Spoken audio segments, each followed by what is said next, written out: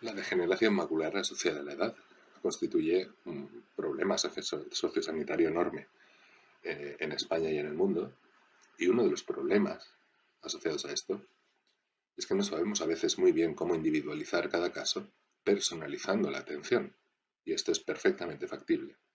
En primer lugar, por ejemplo, eligiendo el tratamiento.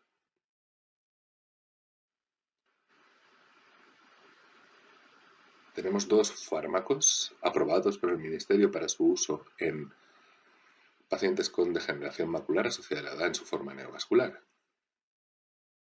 Pero en España la realidad no es esta. La realidad es que el vial de Eylea se fragmenta y que Lucentis ya se emplea extensamente en la forma de jeringa precargada. Luego esta sería la decisión a la que nos enfrentamos, elegir uno u otro. Es interesante analizar si hay o no hay diferencias reales en potencia entre ambos fármacos. Inicialmente, publicado por el grupo de Regeneron en Estados Unidos, se postuló que realmente la potencia de aflibercept o Eylea podría ser muy superior a la de ranibizumab o Lucentis. Esto corresponde al año 2012, coincidiendo con la entrada en el mercado de aflibercept. Sabemos que la afinidad de un fármaco se mide en base a la fuerza de unión a su receptor, lo cual se conoce como constante de disociación y puede medirse por distintos métodos, ya sean directos o indirectos. Y es por esto que 2 años más tarde, en respuesta a la publicación que hemos visto, apareció esta otra, en la que se combinaban distintos métodos para determinar la constante de disociación de cada fármaco, ya sea de una manera, de otra o de otra. Y los resultados son sorprendentes. En función del método empleado, las constantes de disociación varían significativamente, hasta el punto que la afinidad de ranibizumab podría ser muy superior a la de aflibercept, en base a los métodos directos de determinación de dicha constante de disociación. Esta publicación corre a cargo del grupo de Genentech. Y un dato muy interesante es que en los estudios se demuestra cómo ranibizumab es capaz de desplazar a aflibercept cuando éste está unido al receptor.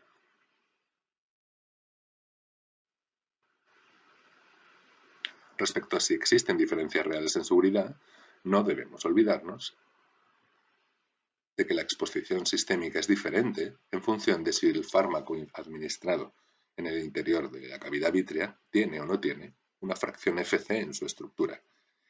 Y es por esto que la vida media en humanos a nivel sistémico es anecdótica en el caso de ranibizumab y es de días en el caso de aflibercept. El doctor Robert Avery, siguiendo esta línea de investigación, demostró que la exposición sistémica era significativamente superior con administraciones sucesivas, además, de aflibercept, evidenciando un efecto acumulativo que no se produce con ranibizumab. Y aflibercept tiene efectos sobre el VEGF sistémico durante 7 días después de la administración intravítrea. No solo esto, sino que en base a estudios experimentales, recientemente, el órgano encargado en Estados Unidos del control de los medicamentos ha declarado aflibercept como un medicamento de alto riesgo y es por esto que desde el grupo de farmacéuticos hospitalarios se exige, de alguna manera, por parte de los oftalmólogos, justificar el uso de aflibercept, ya que ellos deben manipularlo para dividir los viales en las respectivas monodosis.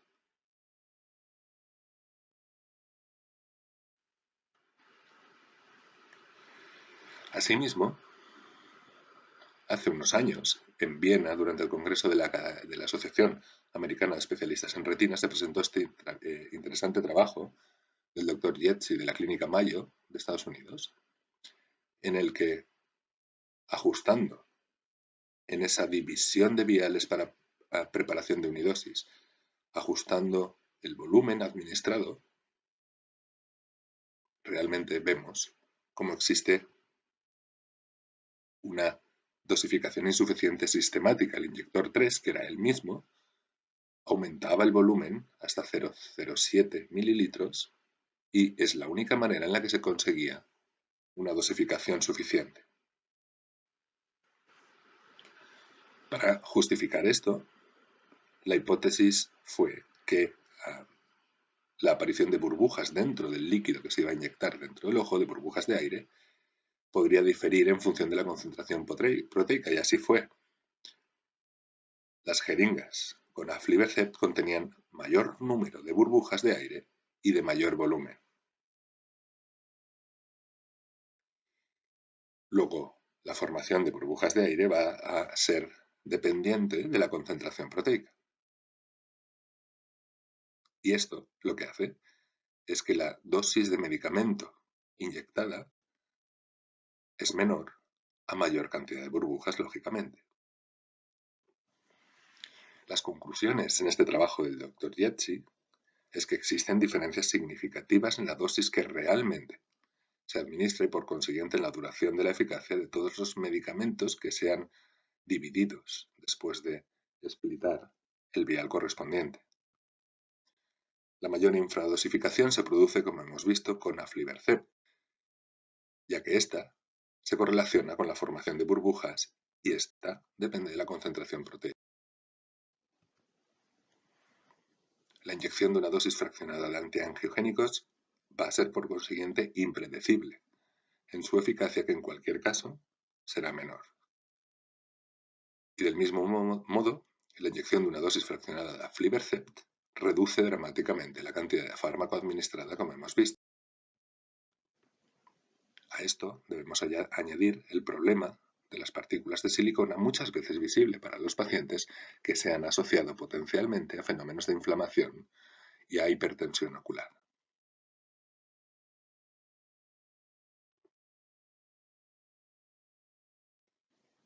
En base a esto, si esta fuera la cuestión, desde luego, parece obvio postularse a favor de la jeringa precargada de Lucentis, que no se manipula y que garantiza la eficacia del fármaco.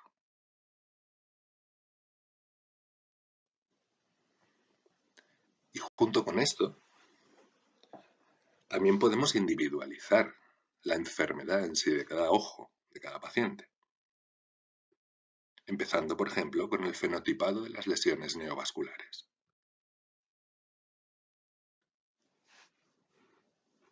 Angiográficamente, muchas veces es del todo imposible saber cuál es la composición de una lesión neovascular en un paciente con DMAE, mientras que la OCT nos ofrece la posibilidad de clasificar perfectamente cada uno de los tipos de lesión.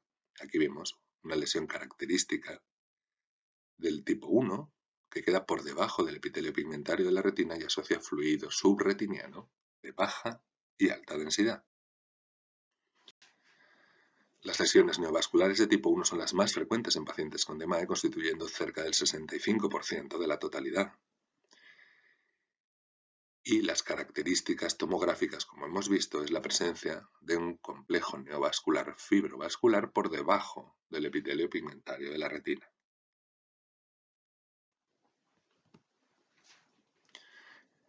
Dentro de esta clasificación propuesta por el Dr. Bailey Freund de Nueva York, además, existe una validación clínica del modelo en el que se puede evidenciar que en pacientes con lesiones neovasculares de tipo 1 es fácil extender el intervalo entre inyecciones debido a que la manifestación típica es el fluido subretiniano de baja densidad y, de hecho, estos pacientes van a tener mucho mejor pronóstico visual a largo plazo, principalmente porque el desarrollo de atrofia macular va a ser mucho menos probable que en otras formas neovasculares.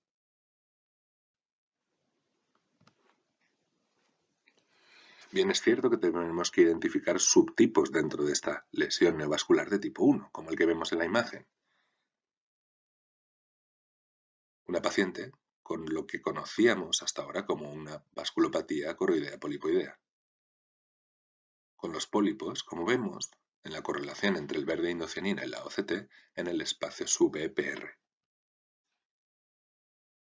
¿Y tiene sentido seguir llamando a esta entidad vasculopatía coroidea polipoidea? Pues realmente los pólipos no se forman a partir de tejido vascular, se forman en las mucosas y como vemos, los pólipos no están en la coroides, sino en el espacio sub-EPR e incluso en el espacio subretiniano. Es por esto que el Dr. Freund ha propuesto una nueva nomenclatura con la lesión neovascular tipo 1 de tipo aneurismático para reemplazar el concepto antiguo de polipoidea.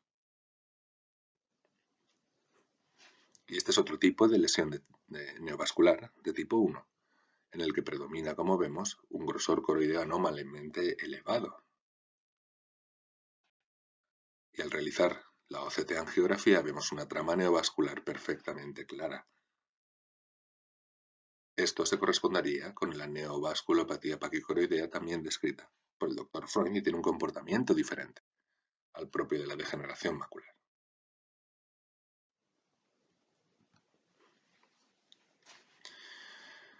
Asimismo, podemos encontrar otro tipo de lesiones que son de alguna manera correspondientes al concepto angiográfico de membranas neovasculares clásicas. Son las lesiones neovasculares de tipo 2, que a diferencia de lo que hemos visto antes, crecen por encima del epitelio pigmentario de la retina en el espacio subretiniano. Típicamente van a asociar engrosamiento de la retina neurosensorial con quistes intrarretinianos y, como vemos, crecen por encima del epitelio pigmentario de la retina. En estos casos va a ser difícil extender el intervalo entre inyecciones porque la tolerancia al fluido intrarretiniano debe ser realmente poca y van a tener peor pronóstico visual debido, por una parte, a la fibrosis subretiniana y por otra, a la alta prevalencia de desarrollo de atrofia geográfica o atrofia macular.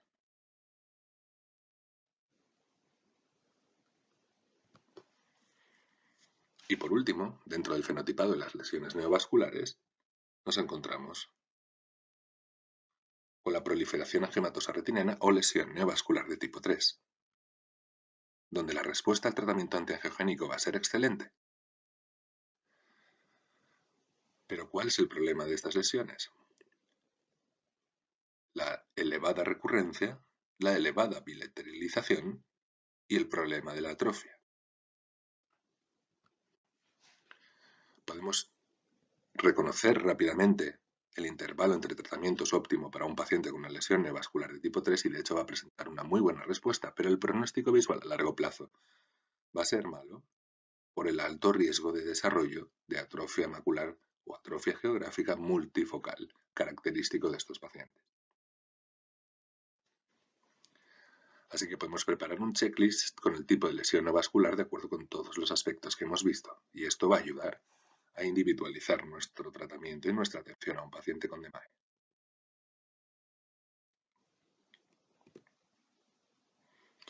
También podemos diferenciar las formas de atrofia. De acuerdo con el último consenso publicado por el grupo de expertos CAM, sabemos que hay una atrofia de retina externa, como vemos en la imagen, que no afecta al epitelio pigmentario, pero que sí que va a afectar a la retina externa produciendo disrupciones a nivel de los elipsoides, ya sea de manera completa o incompleta. Y por otra parte tenemos casos con atrofia del epitelio pigmentario de la retina y de la retina externa. Este es el mismo paciente que hemos visto antes, cómo evoluciona a lo largo de los años hacia formas de atrofia, no solo de la retina externa, sino del epitelio pigmentario de la retina.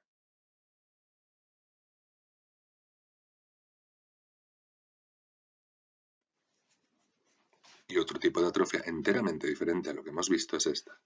Pacientes con desprendimientos prominentes del epitelio pigmentario de la retina que desarrollan roturas o desgarros de este.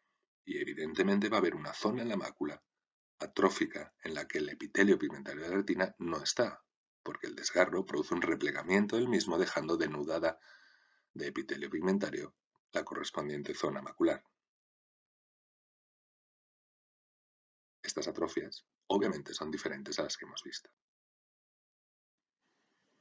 Por consiguiente, también podemos hacer nuestro propio checklist de atrofia macular, que es tremendamente relevante para el pronóstico visual de los pacientes.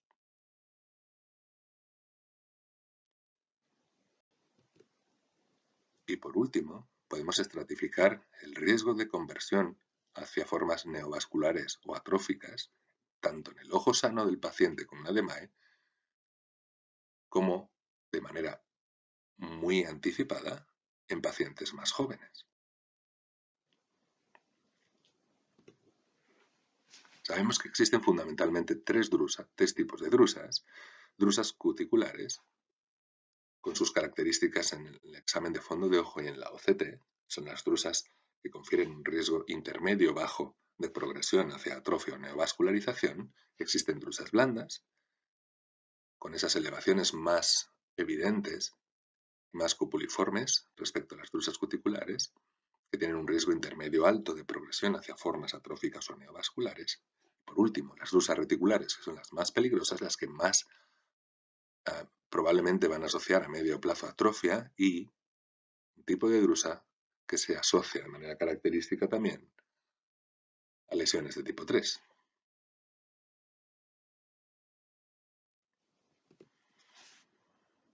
Como sabemos, en la historia natural de las drusas blandas existen fenómenos de confluencia y, llegado el momento, pueden formar desprendimientos drusenoides del epitelio pigmentario de la retina que debemos reconocer porque no se van a beneficiar de un tratamiento antiangiogénico, sino que constituye un acúmulo de drusas blandas por debajo del epitelio pigmentario.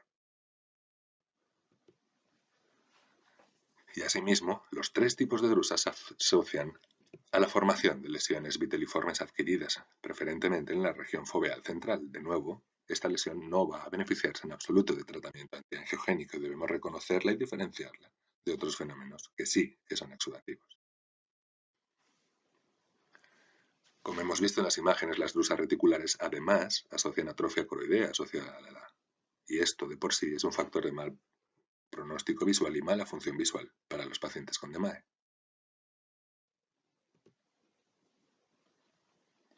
Aquí vemos un ejemplo con una marcada atrofia coroidea asociada a la edad y depósitos drusenoides subretinianos. Por lo tanto, el paciente, que ahora no tiene ni atrofia ni neovascularización, tiene un alto riesgo de desarrollarlas y debe ser seguido muy de cerca. Igual que este otro paciente, en el que además vemos que hay un nebus coroideo en el ojo derecho en la región temporal. Alto riesgo, seguimiento muy próximo. No más allá de 3-4 meses y siempre con OCT. Aquí vemos otro ejemplo en un paciente que además tiene un glaucoma con una lesión importante en el nervio óptico. Por lo tanto, la preservación de la función macular debe ser un objetivo esencial. Vemos que hay drusas reticulares, también conocidas como depósitos drusenoides subretinianos, y hay atrofia coroidea asociada a la edad. Este paciente debe acudir a consulta, no más de cada 3 o 4 meses, para monitorizar el estado de la mácula.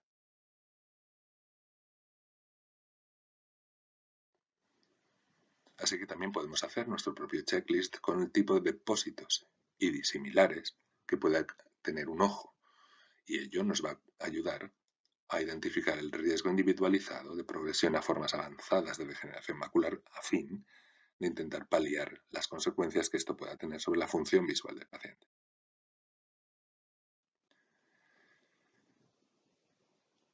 Todo este contenido lo podéis consultar en el Manual de Imagen Multimodal del Club Español de la Mácula, disponible en la tienda de Elsevier a través de Internet.